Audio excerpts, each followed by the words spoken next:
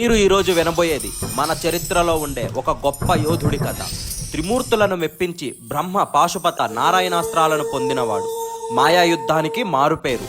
సాక్షాత్తు ఇంద్రుడినే వణికించి పట్టి బంధించి తన తండ్రి కాళ్ళ దగ్గరకు తీసుకొచ్చి పడేసిన గొప్ప యోధుడు. ఒకే రోజు 23 కోట్ల మంది వానరులను చంపినవాడు. రామ లక్ష్మణులను సైతం 2 సార్లు చావు అంచుల వరకు నెట్టినవాడు. అతడే ఆ గొప్ప యోధుడు ఇంద్రజిత్. ఎవరో కాదు, ఇంద్రుణ్ణి జయించినవాడు మేఘనాథుడు. 10 తలల 20 చేతుల రాక్షసరాజు. 18 లోకాలను జయించినవాడు. గొప్ప శివభక్తుడు. కైలాసాన్నే తన బలంతో కదిలించినవాడు. అహంకారానికి మారుపేరైనటువంటి దశాననుని కొడుకే ఈ మేఘనాథుడు తన బాల్యంలోనే ఎంతో గొప్ప వీరుడిగా ఉండేవాడు. తర్వాత తను ఎన్నో యజ్ఞ యాగాదులు చేసి ఎందరో దేవతలను మెప్పించి ఎన్నో రకాల అస్త్రాలను పొందినవాడు. బ్రహ్మదేవుడి దగ్గర నుంచి బ్రహ్మాస్త్రం, బ్రహ్మశిరాస్త్రం పొందినవాడు. మహాదేవుడి దగ్గర నుంచి పాశుపతాస్త్రం పొందాడు. శ్రీ మహావిష్ణువు దగ్గర నుంచి నారాయణాస్త్రాన్ని పొందాడు. అంతేకాకుండా తన దగ్గర ఒక గొప్ప రథం కూడా ఉంది. ఆ రథం ఎలా అంటే ఆ రథాన్ని నడిపే వ్యక్తి తను ఎలా అయితే ఆలోచిస్తాడో, ఎలా అయితే ఆ రథం వెళ్ళాలి అనుకుంటాడో అంత వేగంగా తను ఎలా కోరుకుంటే అలాగా ఆ రథం అయితే కదులుతుందన్నమాట. అంత వేగమైనటువంటి రథం తన దగ్గర ఉంది. ఎంతో భయంకరమైనటువంటి తామసి అనే విద్య ఇంద్రజిత్తుకు తెలుసు. తామసి అనే విద్య వల్ల ఏం చేయొచ్చు అనంటే పట్టపగలే కట్టిక చీకట్లను సృష్టించి తన శత్రువులందరినీ భయపెట్టి తన మాయా యుద్ధంతో వాళ్ళందరినీ లొంగ తీసుకొని చంపి చీల్చి చండాడేవాడు. అలాంటి గొప్ప విద్య అయినటువంటి తామసి విద్య తనకు తెలుసు. ఇంద్రజిత్తుకి మాయా యుద్ధంలో కూడా చాలా ప్రావీణ్యత అయితే ఉందన్నమాట. ఇంద్రజిత్తు చాలా సార్లు వచ్చేసేసి రావణాసురుడితో పాటు అయితే యుద్ధం అయితే చేశాడు. రావణాసురుడు ఏం చేస్తాడు అనంటే ఒకసారి అన్ని లోకాలను జయించడానికి అని చెప్పేసి ఒక్కొక్క లోకానికి వెళ్తూ ఒక్కొక్క లోకాన్ని జయిస్తూ ఉంటాడు. దాని తర్వాత దేవలోకానికి వెళ్ళిన తర్వాత దేవేంద్రుడికి రావణాసురుడికి చాలా గొప్ప యుద్ధం అయితే జరుగుతుంది. అప్పుడు రావణాసురుడి దెబ్బకి దేవేంద్రుడు తట్టుకోలేక అక్కడి నుంచి అయితే పారిపోతాడు అనమాట. పారిపోయేసేసి శ్రీ మహావిష్ణు దగ్గరికి వెళ్ళి శ్రీ మహావిష్ణువుని అయితే శరణు కోరుకుంటాడు. అప్పుడు శ్రీ మహావిష్ణువు చెప్తాడు, నేను మనుష్య రూపాన్ని దాల్చి రావణాసురుడిని అయితే చంపుతాను, కానీ ఇప్పటికైతే మీరు మాత్రమే రావణాసురుడితో యుద్ధం చేయాలి అని చెప్పి దేవేంద్రుడిని అయితే అక్కడి నుంచి పంపించేస్తాడు అనమాట. అప్పుడు ఈసారి ఏం చేస్తాడంటే దేవేంద్రుడు రావణాసురుడిని అన్ని వైపుల నుంచి చుట్టుముట్టి రావణాసురుడు పారిపోయేలాగైతే చేస్తాడు. అప్పుడు రావణాసురుడిని అలా చేసినటువంటి దేవేంద్రుడి మీద ఎలాగైనా సరే కోపంతో పగ తీర్చుకోవడానికి ఇంద్రజిత్ ఏం చేస్తాడనంటే ప్రదర్శించే మాయాశక్తులు కానీ, తన దగ్గరుండే తాంత్రిక శక్తులు కానీ, తన దగ్గరుండే అస్త్రాలు కానీ, తన దగ్గరుండే దివ్య రథం కానీ, తనకు తెలిసినటువంటి ఆ తామసీ విద్య కానీ ఇలా అన్నిటినీ ఉపయోగించి దేవేంద్రుడి మీద మేఘనాథుడు చేసే యుద్ధానికి దేవేంద్రుడు తాళలేకపోతాడు అనమాట. దేవేంద్రుడి యుద్ధం తన ముందు అంటే ఎలాగో పనికిరాదు. ఏంటి అని అంటే దేవేంద్రుడు కూడా చాలా రకాల మాయా యుద్ధాలు, తన తర్వాత చాలా రకాల అదృశ్యమయ్యి చేసే యుద్ధాలు, తన దగ్గర కూడా చాలా అస్త్రాలు అయితే ఉన్నాయన్నమాట. కానీ ఇవేవి దేవేంద్రుడిని ఇంద్రజిత్తు దగ్గర నుంచి అంటే మేఘనాథుడి దగ్గర నుంచి కాపాడలేకపోయాయి. దాని తర్వాత ఏం చేస్తాడంటే తన మాయాశక్తులతోనే దేవేంద్రుడిని పట్టి బంధించి తన తండ్రి దగ్గరికి అయితే తీసుకెళ్ళిపోతాడు అనమాట. లంకా నగరానికి అయితే తీసుకెళ్ళిపోతాడు. తర్వాత రావణాసురుడు కూడా మేఘనాథుడిని అయితే ఎంతో మెచ్చుకుంటాడు అనమాట. దాని తర్వాత ఏం జరుగుతుంది అని అంటే సాక్షాత్తు బ్రహ్మదేవుడే దేవేంద్రుడిని విడిపించడానికైతే అక్కడికైతే వస్తాడనమాట. అక్కడికి వచ్చి లంకాధిపతి రావణాసురుడితో ఇలా చెప్తాడు. ఏంటి అని అంటే నీ కుమారుడు ఈ రోజు చేసినటువంటి యుద్ధాన్ని నేను ఇప్పటి వరకు ఏ రాక్షసుడు చేయడం చూడలేదు. తన దగ్గరుండే మాయాశక్తులు కానీ, తన దగ్గరుండే అస్త్రాలు కానీ, తన దగ్గరుండే తాంత్రిక శక్తులు కానీ అన్నిటినీ తను ఈరోజు ఎలా ఉపయోగించాడు అని అంటే నేను ఇప్పటి వరకు అలాంటి శక్తివంతమైనటువంటి రాక్షసుని ఎక్కడా చూడలేదు. నీ కుమారుడు అజేయుడు అన్నట్లయితే చెప్తాడనమాట. దాని తర్వాత తను వచ్చిన పని కూడా చెప్తాడు. ఏంటి అని అంటే తాను దేవేంద్రుడిని తీసుకొని వెళ్ళాలి అన్నట్లయితే చెప్తాడనమాట. అప్పుడు మేఘనాథుడు ఏం చేస్తాడు అని అంటే తనకి బదులుగా అంటే దేవేంద్రుడిని మీకు ఇవ్వాలి అని అంటే నాకు బదులుగా ఏదైనా వరం ఇవ్వండి అన్నట్లయితే అడుగుతాడనమాట. అప్పుడు ఏం వరం కావాలో అని చెప్పి కోరుకు అని చెప్పి బ్రహ్మదేవుడు అడిగినప్పుడు మేఘనాథుడు ఏం చెప్తాడు అని అంటే అమరత్వాన్ని అడుగుతారు. అందరూ అమరత్వాన్ని అడుగుతారు కాబట్టి మేఘనాథుడు అమరత్వాన్ని అడుగుతాడు అనమాట. బ్రహ్మదేవుడు అయితే ఇవ్వడనమాట. దాని తర్వాత ఇంకేదైనా వరం కావాలంటే కోరుకు అంటే అప్పుడు మేఘనాథుడు ఏం చెప్తాడు అని అంటే తాను అంటే అగ్నిదేవుడికి అన్ని హోమాలు అంటే ఒక హోమం గొప్ప హోమం చేస్తూ ఉన్నప్పుడు ఆ హోమం కానీ పూర్తయితే ఆ హోమం నుంచి వచ్చే దివ్య రథం మీద ఉన్నప్పుడు అంటే ఆ దివ్య రథం మీద ఉన్నంత వరకు నేను యుద్ధంలో ఉంటే నన్ను ఎవరూ చంపకూడదు. ఒకవేళ నేను హోమాన్ని మధ్యలోనే ఆపివేసి లేదనంటే మధ్యలోనే ఆపివేయాల్సి వచ్చి నేను వేరే ఏ ఇతర యోధుడితో అయినా సరే నా శత్రువుతో అయినా కానీ పోరాడితే అతడి చేతిలోనే నా చావు ఉండాలి అన్నట్లయితే వరాన్ని అయితే కోరుతాడనమాట. అంటే అంతకుముందు మనం ఇంకోలాగా అనుకొని ఉంటూ ఉంటాం అనమాట. ఏంటి అని అంటే నేను చాలా రోజుల వరకు ఇలాంటి ఒక వరం ఉందని తెలియదు, నేను ఎలాంటి వరం ఉంది అనుకునేట్టున్నంటే ఏ మానవుడైతే 14 సంవత్సరాలు నిద్రపోకుండా పెళ్లి చేసుకొని కూడా తన స్త్రీ అంటే తన భార్య దగ్గర ఉండకుండా, నిద్రపోకుండా, అన్నం తినకుండా ఉంటాడు. అలాంటి వాడి చేతిలోనే నా చావు ఉండాలి అన్నట్లుగా కోరుకున్నాడు అన్నట్లు నేను ఇన్ని రోజుల వరకు అనుకుంటున్నా. బట్ బుక్లో ఎలా మెన్షన్ చేస్తుంది అని అంటే, తను అలా హోమం చేస్తున్నప్పుడు ఆ హోమం నుంచి వచ్చే రథం వచ్చింది అనుకోండి బయటికి, అప్పుడు ఆ రథం మీద తను ఎక్కితే తను ఆ రథం మీద ఉన్నంత వరకు తనకు ఎటువంటి ప్రాణ నష్టం అయితే జరగకూడదు. ఒకవేళ ఎప్పుడైతే తన హోమం మధ్యలో ఆపేసి వేరే శత్రువుతో యుద్ధం చేయాల్సి వస్తుందో ఆ శత్రువుతోనే తనకు చావు వస్తుంది అన్నట్లయితే వారాన్ని అయితే కోరుకున్నట్లుగా బుక్లో అయితే మెన్షన్ చేస్తుంది అనమాట. దానికి బ్రహ్మదేవుడు తదాస్తు అని చెప్పి ఇలా ఒకటి చెప్తాడు. ఏంటి అని అంటే, ఇలా దేవేంద్రుడినే నువ్వు జయించినావు కాబట్టి ఇంక నుంచి నువ్వు ఇంద్రజిత్ అనే పేరుతో అయితే అందరూ నేను పిలుస్తారు అని చెప్పేసి బ్రహ్మదేవుడు అయితే అక్కడి నుంచి వెళ్ళిపోతాడు. కాబట్టి ఇలా ఇంత గొప్ప యోధుడు అన్నమాట ఇంద్రజిత్తు. దాని తర్వాత ఏం జరుగుతుంది అంటే, ఇంకా ఎన్నో యుద్ధాలు అయితే జరుగుతాయి అన్నమాట. దాని తర్వాత మనకి చివరికి వచ్చేసరికి రామ లక్ష్మణులతో ఇంద్రజిత్తు యుద్ధం అయితే జరుగుతుంది. ఇది కూడా చాలా గొప్ప యుద్ధం అయితే జరుగుతుంది అనమాట. ఫస్ట్ ఏం చేస్తాడంటే, ఇంద్రజిత్తు యుద్ధానికి అయితే వస్తాడనమాట. ఇంద్రజిత్తు యుద్ధానికి వచ్చి ఇంద్రజిత్తు బాగానే పోరాడతాడు, రామలక్ష్మణులు కూడా చాలా బాగా అయితే పోరాడతారనమాట.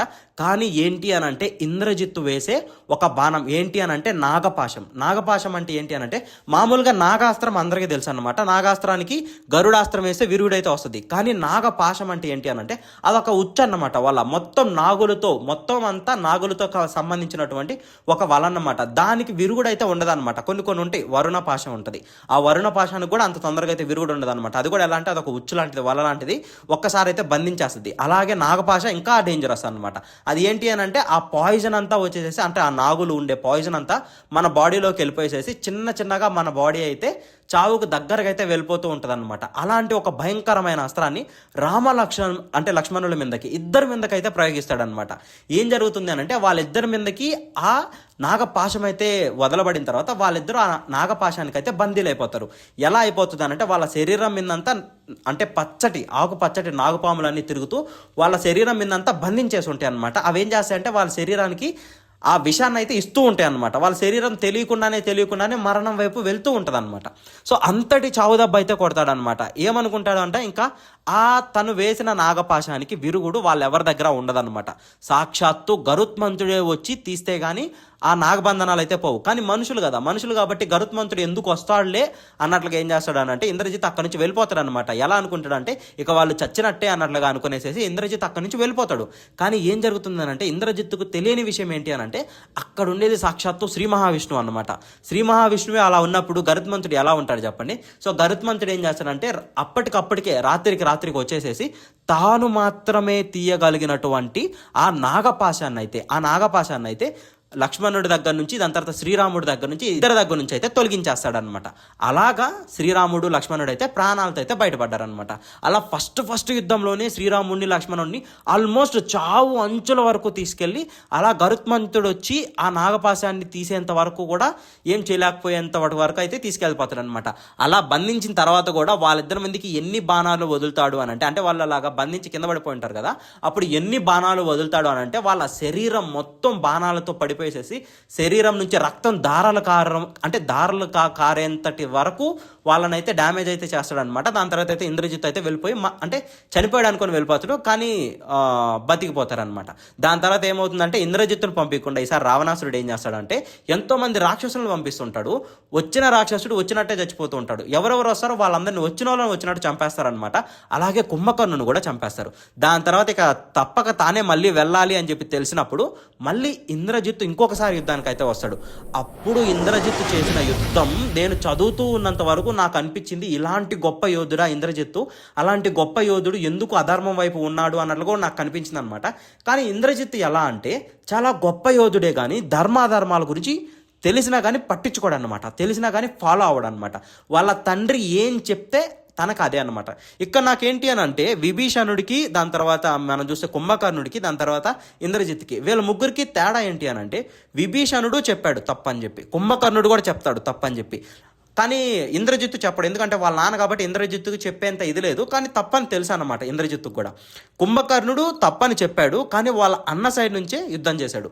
కానీ విభీషణుడు తప్పని చెప్పి వాళ్ళ శత్రువు దగ్గరికి అయితే వెళ్ళిపోయాడు. సో వాళ్ళిద్దరిలో ఎవరు కరెక్ట్ అనేది మీ ఒపీనియన్ అయితే కామెంట్ చేయండి.